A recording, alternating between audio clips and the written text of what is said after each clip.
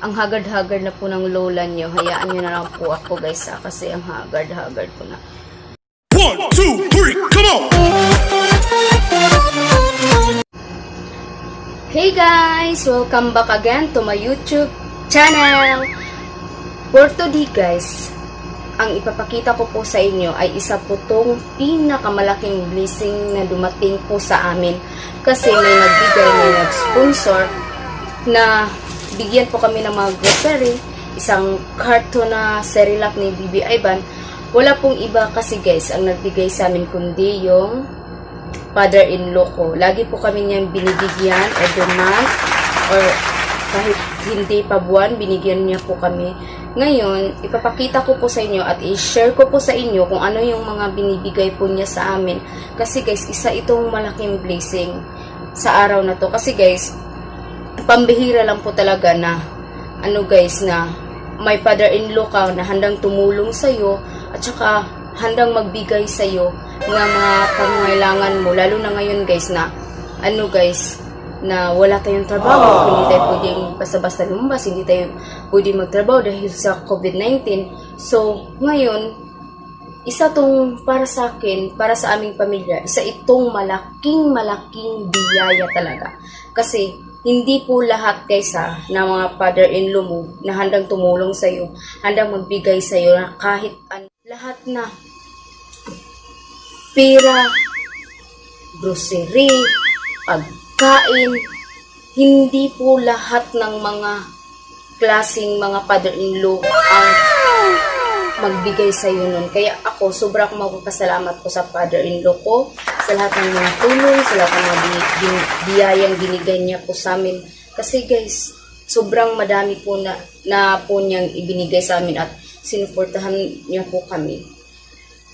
Kaya guys, ito na, hindi na natin habain, ipapakita ko po na po sa inyo kung ano yung mga binigay po ng father-in-law ko. Ayan po guys. Ayan po guys, yung binigay ng father-in-law ko guys.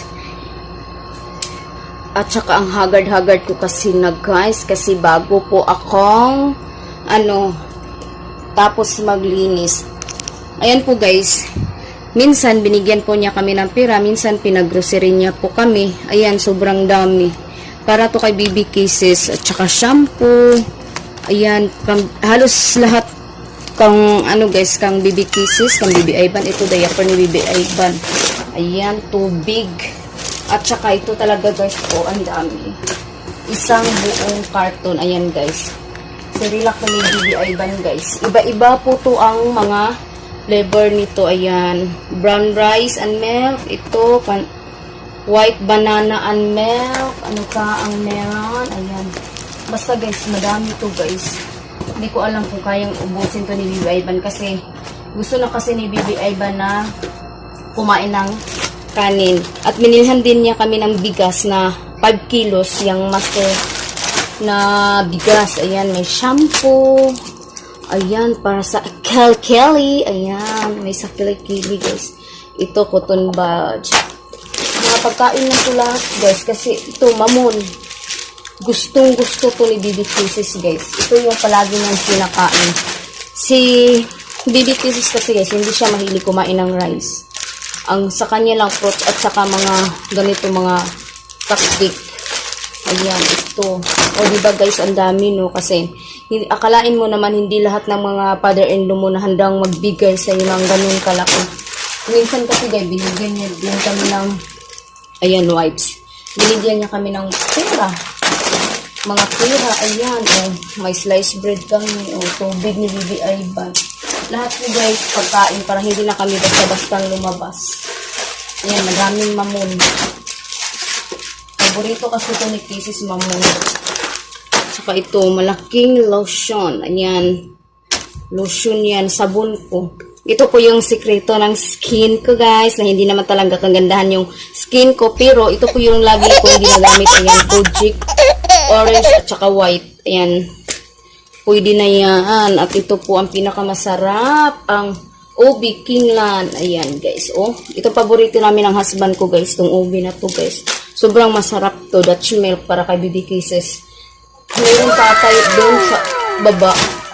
May mga iba pa doon. Hindi ko na lang siya pinaakyat pa.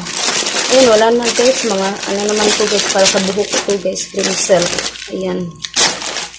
Ayan lang lahat guys. O diba guys, ang daming blessing natin ngayon. Umuulan po tayo ng blessing. Kaya, lagi po tayo talaga magpasalamat guys.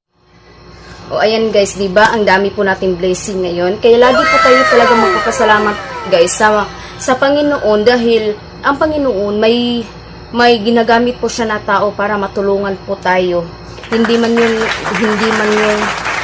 father-in-law mo, mother-in-law mo, kapatid mo. Basta guys, gagawa ng paraan talaga ang Panginoon para matulungan po tayo lahat sa mga pangangailangan natin sa pang-araw-araw. Kaya tayong buhay ng Panginoon natin, hindi tayo mag-aalala dyan kasi lahat dyan may paraan.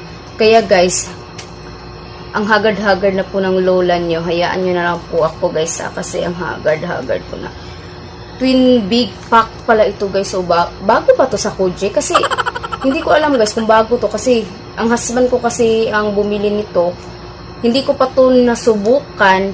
Ayan guys, wala po talaga akong makeup na nilagay guys. Wala akong foundation, wala akong lotion. Nagli-lipstick lang po talaga ako guys kasi maputla ako kasi palagi akong napupuyat. O ayan, tingnan natin ang laman nito guys kasi hindi ko pa to siya nasubukan guys eh. Hindi kasi ako mahilig sa mga lotion guys. Talagang sabon lang talaga yung ginagamit ko at saka mga organic na mga pangpuputi lang. Ayan guys. Ang bango niya. Mabango siya guys. Ang bango talaga. O ayan. Ayan po siya kalaki guys. O ayan. Palad ko to guys. Actually maliit na palad ko. Pero ayan, ganyan po siya kalaki guys. O. Hindi ko alam kung magkano to kasi hindi po sinabi ng husband ko kung magkano to. Pero sa isang box guys, siguro alam ko mga 100 plus to. Dalawa na po siya. Tapos, ayan, ganyan po siya kalapad guys. Ayan. Ayan, malaki po ang lapad niya. Siguro mga ilang inches ba ito? Mga 2 inches ata po ang lapad niya. Ang laki niya. Ang kapal. At ito namang orange. Hindi kasi ito ang Kojik na ginagamit ko guys. Yung isang Kojik guys, yung wala akong carton dito, nasa banyo ata. Hindi ganito na klase Kojik. Hindi ko alam kung bago ba to pero alam ko guys, ang pagkakaalam ko, itong Kojik na to guys is maganda. Sobrang ganda kasi ang bango niya. With gluta siya. Mas mahal ito kaysa yung isa siguro. Ayan diba? Ang ganda ng kulay niya. Guys, alam nyo guys, sabi po talaga ng karamihan na pag ang kulay orange daw nasa bahay mo, sa loob ng bahay mo, o yung sarap paint ng bahay mo is orange. Ito orange. Ito nga klase ng orange yung pungkan guys. Swerte daw yun sa pamumuhay natin. Madami daw blessing na dumating.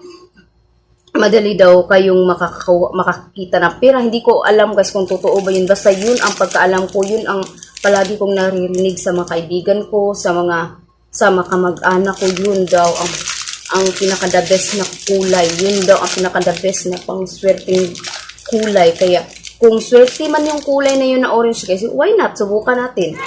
Mag-orange yung tayo, pati lips, ayan, eyeshadow, orange. Ako guys, eyeshadow, sa totoo lang. Pinaka gusto ko yung medyo orange na tone. Nung orange na kulay, medyo pagka-orange. Gusto ko yun sa ko guys, sa eyeshadow ko. Ayan, ito po siya kakapal guys ha. Kita ko po sa inyo. Parehas lang po sila ng white. Ayan. Tapos, ayan po siya kakapal. Ayan. Ganyan po siya kakapal. Ang bango niya. Ngayon lang ako nakagamit nito. Ang husband ko kasi guys, siya po yung bumili lahat ng mga beauty product na gusto kong gamitin at gusto kong subukan. Siya yun ang lalabas ng mga. Kasi hindi ako pwedeng lumabas kasi may baby ako. Ayan si baby Ivan. Walang maiwan sa kanya kung kami lang. So siya na lang. Siya na ang bahala mamili kung ano yung mga gusto niyang, siya yung mamili sa mga beauty product ko. Siya nang bahala. Ayan. Diba, mabango siya guys. Tingnan natin. So, open po natin siya guys. Sobrang bango niya. Ayan. Mabango po siya guys. Wala, ang ganda talaga ng kulay niya guys. Ngayon lang talaga ako nakakita ng ganitong Koji kasi matagal na akong hindi lumabas talaga ng bahay. Ayan. At ito guys, ang pinakamaganda, sa Robinson kasi sila bumili guys. Ayan. Keep lang na kay 1 tikwan. At ito naman guys, lotion na big. Ayan.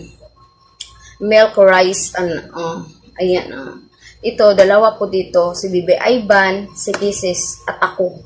Minsan kasi ako, pag sobrang dry na kasi yung skin ko, kasi lagi po kaming nag-aircon, maglo-lotion po ako. Pero hindi talaga ako mahilig sa lotion guys. Hindi ko pa kasi nahanap ang tamang lotion para sa skin ko. Sana mahanap ko na siya.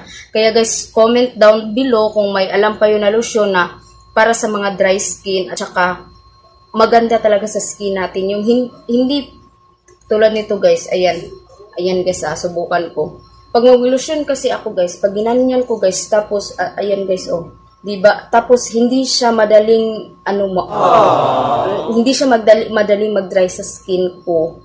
Tapos paulit-ulit akong paganyan at saka sobrang basa sa skin at saka ayan, nakita niyo ba yan guys, may white. Ayaw ko sa lotion na mga ganito guys. Gusto ko pag maglagay po ako ng lotion, pag isang ganyanan mo lang or dalawang himas mo lang siya, parang mawawala yung white, mga puti katulad nito guys. Ayan. Yan, sana, gusto ko yung ganyang klaseng lotion kasi pag ganyan mo lang 3 beses, tuyo na siya. Tapos hindi na po siya magmamarka na may white pa dyan. Yun ang hinahanap ko sa lotion guys. Kaso hindi ko talaga siya mahanap-hanap kasi hindi pa ako talaga pwedeng lumabas. Kaya guys, please comment down below. Tulungan niyo po ako kung anong klaseng lotion yun o anong magandang lotion na gamitin.